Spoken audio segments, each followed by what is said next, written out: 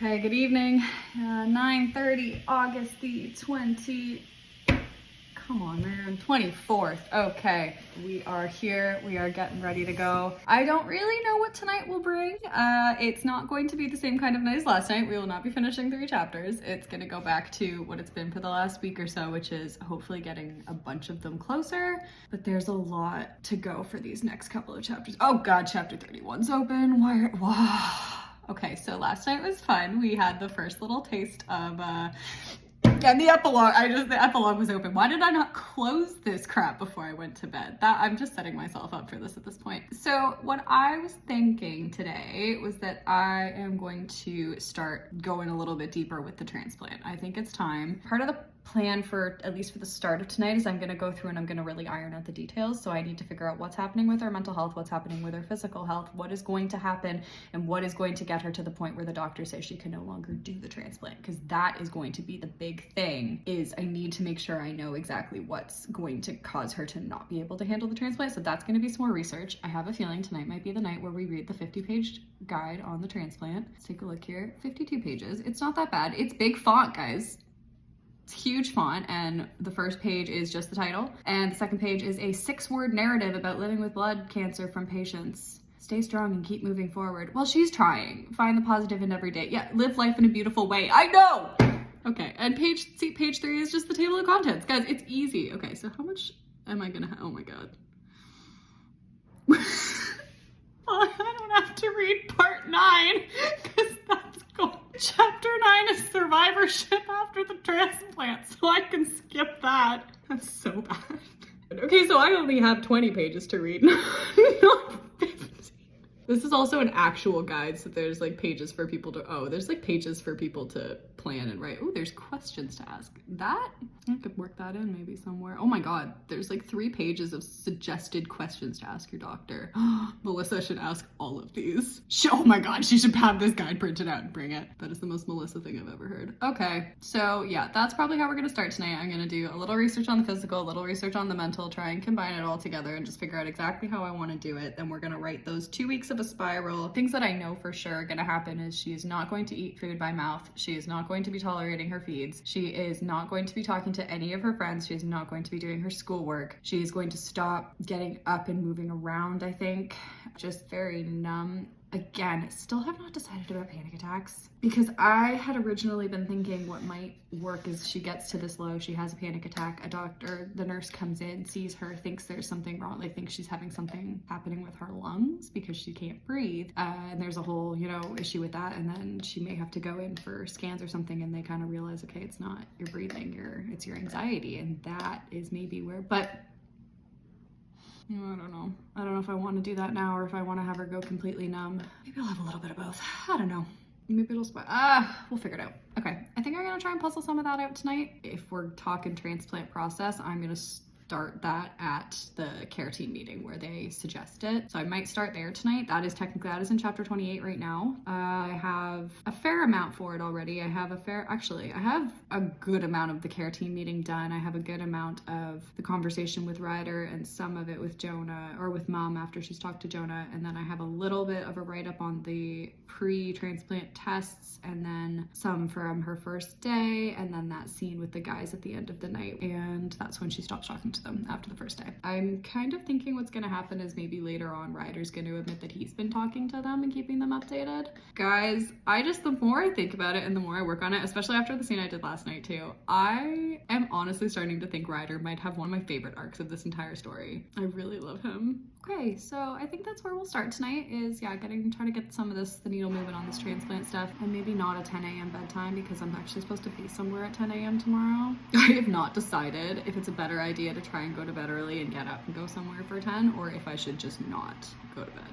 That's 12 hours from now. Tonight, we're transplanting. Okay, it's like 11. I don't know, man. I'm kind of having a night at this point. It's been maybe an hour or so. I don't even know how long. I'm trying to do research and I'm just not finding what I need, and I'm getting to this point again where I'm like, you need to stop with the excessive, everything has to be completely perfect, because here's the deal. this fucking feeding tube is a thing, and I need to figure out what's gonna happen. So I am researching and trying to figure out. Okay, so here's the thing with the NG tube. The plan was, obviously what had happened was that she had woken up in the hospital after the whole sepsis thing and she had an NG tube in. That makes sense still to me. I will not be changing that because the whole feeding tube at that point was that she'd been out for a long time. And I think the thing with the feed, okay, here's the thing that I'm really confused. Stick to a sentence. Here's the thing that I'm really confused about is that I was under the impression there's this Instagram account that I have followed with this girl that had cancer, and she was going through chemotherapy, and they just put an NG tube in like right at the start, and she was just having that the whole way. And so I figured that was kind of the typical what happened during chemotherapy is that they just know you're not going to be able to eat or you're not going to be able to like keep stuff down, and so they're just putting the tube in as a precaution, making sure you're able to. The research that I'm doing is making that seem a lot less of a thing, and it makes sense that she got it in while she was unconscious because obviously she was out for 5 days. She needed nutrition somehow. And the other thing is that the other thing that I'm reading is that the whole thing about the NG tube is that it's because you're not really able to eat enough. You're not able to eat or drink enough. You need something to go straight to your stomach that you don't have to eat or drink. And I think given where she's at with the chemo when she first gets it, I think that makes sense. Like, it's not that she can't keep anything in her stomach, it's that she's not got an appetite and she won't eat. It's not that her stomach isn't working and she can't digest stuff, it's just that she can't really do it by mouth. So that's why that feeding tube goes in. My concern is that I'm unsure if she's really, really sick from the chemo, wouldn't it not help to just have stuff going straight into her stomach anyway? That's the part that I'm confused about. So I'm like, wouldn't it be the same issue as if she was taking it by mouth? And I think the whole thing with the feeding tube is, again, it's not that she can't keep anything down, it's that she won't really try to eat. And I think that's mostly a comfort thing for her. The other thing now is that those kinds of tubes, the NG tubes, are usually only there for a few weeks. It makes sense that they went with the NG tube to start when she was in the hospital for the sepsis. That I am leaving. So my big issue is the whole thing was that she was going to continue just having that normally until the whole transplant, and then she was going to have issues with tolerating. I have not been able to find any information. And guys, I've spent the last hour reading like scientific papers. Currently I have PubMed open, National Library of Medicine, and I was just reading an abstract on enteral tube administration of oral chemotherapy drugs. That's not at all what I'm researching. I'm running out. Like, I'm Googling all these different things and every single link is now turning purple because I'm reading everything I can find and I am not finding what I need. I'm starting to think I'm gonna go into the university library website and start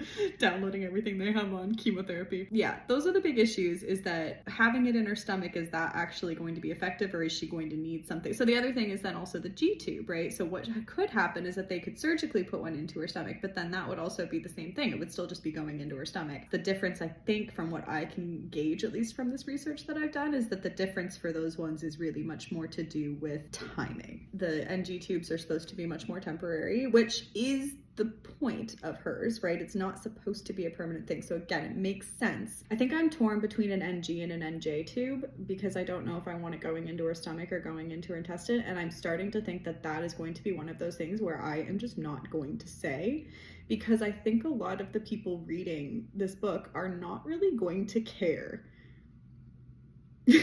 Nobody cares about this crap. Why do I care? Why did I just spend an hour reading research papers about feeding tubes and stem cell transplants? It doesn't matter if it's an NG or an NJ tube. Nobody cares, and I'm not even putting it in the book. I am writing feeding tube for all of it. We are not even using letters. I'm over it, guys. I'm honestly over it. So that was the big first problem. The second problem was that what I wanted to happen was that she was going to stop tolerating her feeds when she was in for the transplant because of everything that's going downhill. I can't find any information that says you're going to just stop tolerating your feeds because you're getting, you're spiraling mentally. It's all talking about like physical things that are causing that. I have not been able to find any reason. So the only thing that I have been able to find and that I am now considering is that she's not tolerating her feeds because sometimes you can have problems if you are taking all of your feeds lying down. And so what I'm thinking, I was like, well, maybe she's just not sitting up. Like maybe she is literally just lying in bed all the time. Not all the time, because I have a feeling mom would be kind of trying to drag her out, but I also have a feeling that could be how it goes. That could be the whole feeding tube thing. But I also think at this point there is a good chance that I might just have it be that she is still taking stuff by mouth. Not a lot, but I think what's going to happen is she's just going to stop completely. And I think that's going to be the issue. I mean, yeah, she's just going to get weak. She's going to stop moving around. I have done a little bit more research on the medical trauma, PTSD, that kind of stuff. I really just wanted to make sure that it would make sense for her to be having panic attacks, but also having this depressive state. It looks and feels to me like, yes, it is possible, especially with the more complex PTSD, which is what I'm kind of envisioning for her. So what I'm thinking is, for the most part, she will be quite numb, but I would probably like to do some sort of panic attack scene that then results in, potentially, that's why they pause it, because they are concerned about, they think it's something wrong with her lungs. I still haven't fully figured it out yet. Maybe what'll happen is she's gonna start getting reflux from it because she won't sit up when she's getting her feeds. That might be how we do it. That, or the panic attack lungs thing, or both. This transplant's fucking me up, guys. Not emotionally even, because I haven't even gotten to that part. Hey, I'm probably gonna go take a break because I think I need to do something to just calm my brain down a little bit. I need to stop. I need to stop reading papers on feeding tubes. I need to sit down and can write something. Figure it out. Figure it out. Or the, okay, no, stop. All right.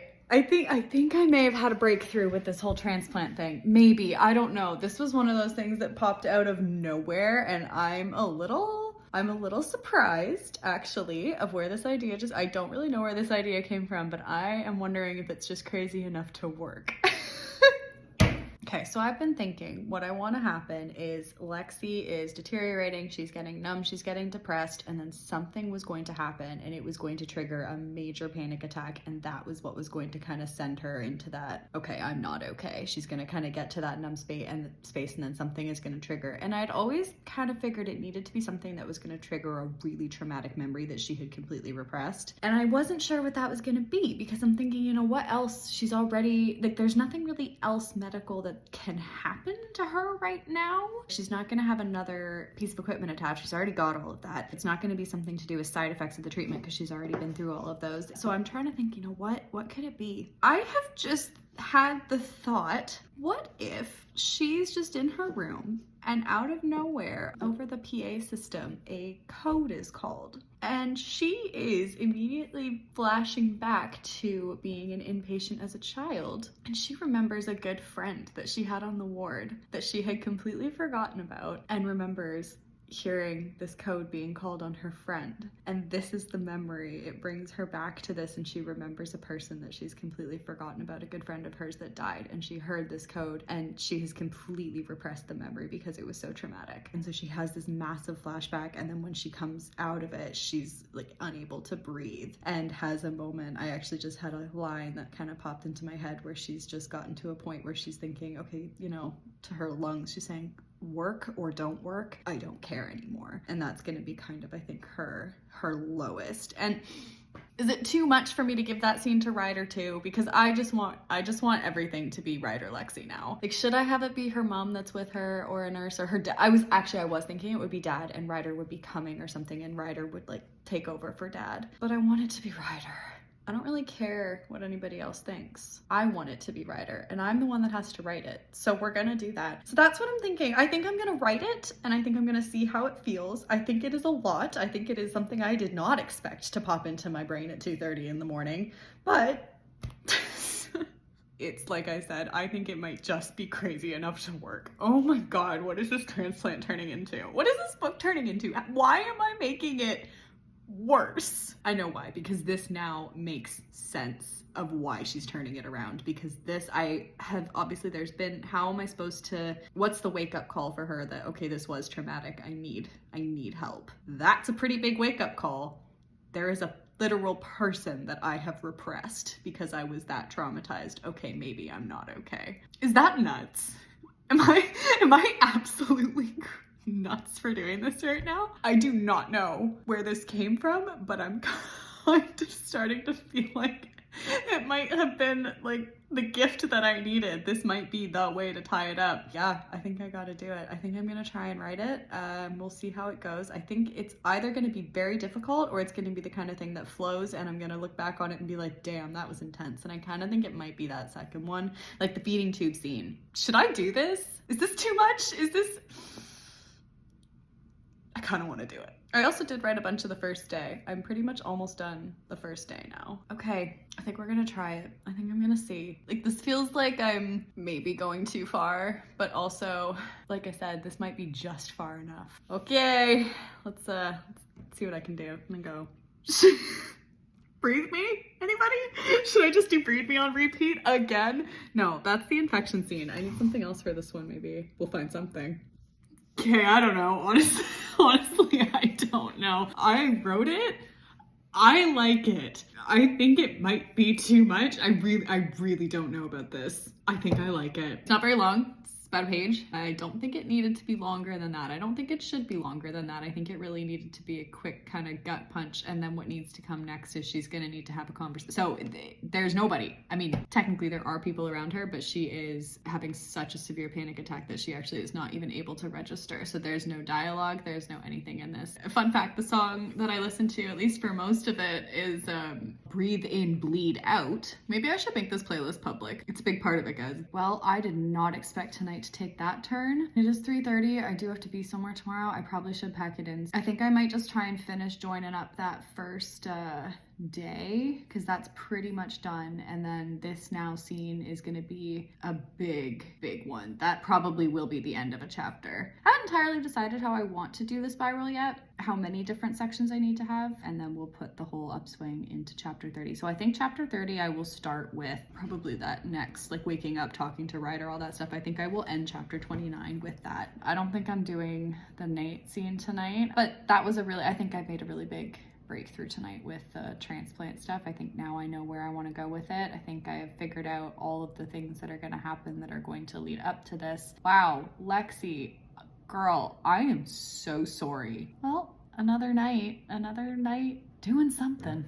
Oh man, okay. How many more twists can this book take? Not twists, but how many punches can it pull on me that I didn't have planned? No, it's good. I like that. I like it. We'll see. One more moment here before bed, guys, because oh my god, I'm making some pizza. Oh my god, I've just had a moment.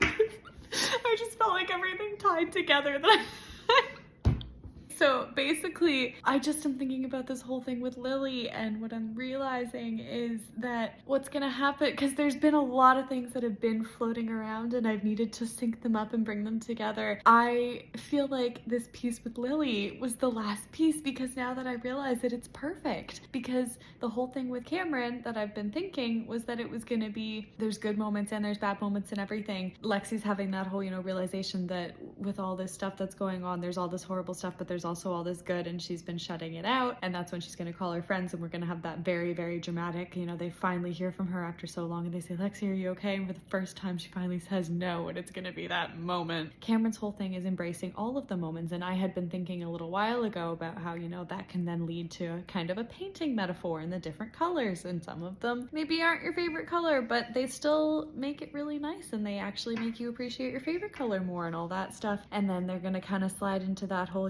that'll be the whole where the beautiful part comes in, and then the beautiful part I already knew that she was going to then go on and pass to Jonah, who was then going to pass it to the epilogue. Kind of had all of that planned, but the lead up now makes sense with Lily, because now Cameron, she can say, I have these horrible memories, and Cameron can turn it around and say, okay, but now don't you have all your good memories of Lily back too? And it's going to be this whole thing, and then that's going to be how she transitions into it. It's like a jellyfish, guys.